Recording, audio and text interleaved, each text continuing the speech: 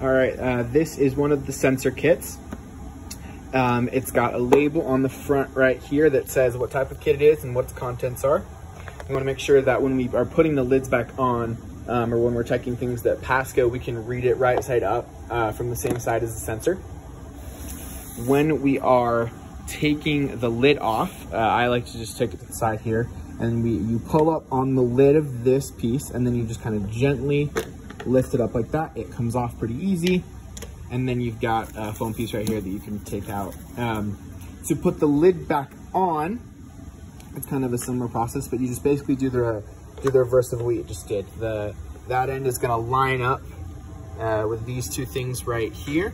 And then we just pop this part back on gently. And sometimes we need to push that side down too. And that is how we take off and on the PASCO kit lids. All right, so here are the contents of the spectroscopy kit. You've got your spectrometer, your wireless voltage meter, your wireless temperature meter, and your wireless pressure meter. We want to make sure that the numbers on all of these labels match the number on the box.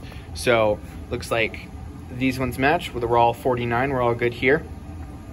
And then there are some cables that go in here. We're going to talk about those in a second, but we want to make sure that those are wrapped up as nice and as neat as we possibly can. And then the kits also have some cuvettes and some syringes. So the wires are all here. This is all we're going to have in the spectroscopy kits. We've got the pressure wire, the temperature wire. These are the voltage clips. And then you'll have two types of chargers. Okay, you're going to have this one. This is called a micro USB. It's just thin and skinny. If I can get the camera to focus on that. Nope. There we go. That thin and skinny one. And then there's a thicker one that kind of looks like this. This one right here, this thicker one, goes only to the spectrometer. But the thinner one right here, the micro USB, that one goes to the wireless voltage meter and the wireless pressure sensor. And the wireless temperature sensor is battery charged. So that one does not need to be charged by a cord. That is it as far as the contents goes. When we want to make sure that when we're done with them, that again we put them in as nice and as neat as we possibly can. It's kind of hard because that's a bunch of cords, but we just want to do our best and make sure that these things are going to last us. Hardest one's probably the pressure tube, but we just want to make sure we pack that in nicely, and then we can put the lid back on. And that is everything in the spectroscopy kit. This is the titration kit. In it, we've got the wireless drop counter, a pH meter, a conductivity meter, a syringe with 2 stopcocks, a charger, a temperature wire, a clamp for the syringe, and a wireless temperature sensor. Now, a couple of things to know about the pH kits, the pH sensor, is that we want to, when we're looking through these, we want to make sure that the liquid in here is past the little glass ball. It looks like this one is, but if it's not, you would need to talk to the stock room to get some fluid to fill that back up. The only thing in here that needs charged with a cable are the drop counters. The wireless temperature link is battery powered. So that is just about it for the titration kits.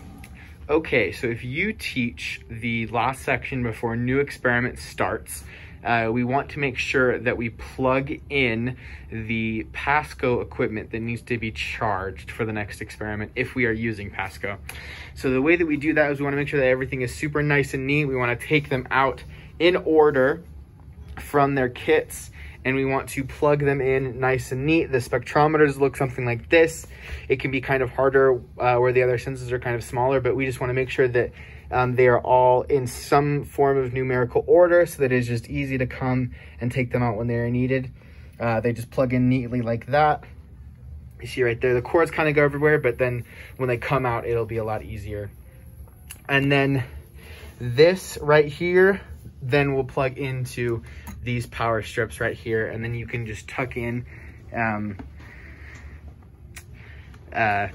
the carts right there, and this is the closet in the corner of C149. So that's what that should look like. You'll have the whole box full of all the spectrometers plugged in right there, and making sure the lights are beeping and everything's plugged in right, and you should be good to go. Again, this is the corner closet of C149. You need a key to get in, so your student instructor can help you with that. But if you are the last section to use the PASCO equipment, you need to make sure that everything gets put up and in the right order. So first you're going to go through and check and make sure all of the kits have everything they're supposed to have in them. That's usually easiest to do when all of the kits are at the lab benches in the classroom. But after that, we need to make sure that they are all in order, right? They're in a specific order. We want to make sure they are in numerical order. And then once we've checked that, we just wheel it back into this closet, and then we put them up in a nice neat row, and then we are done.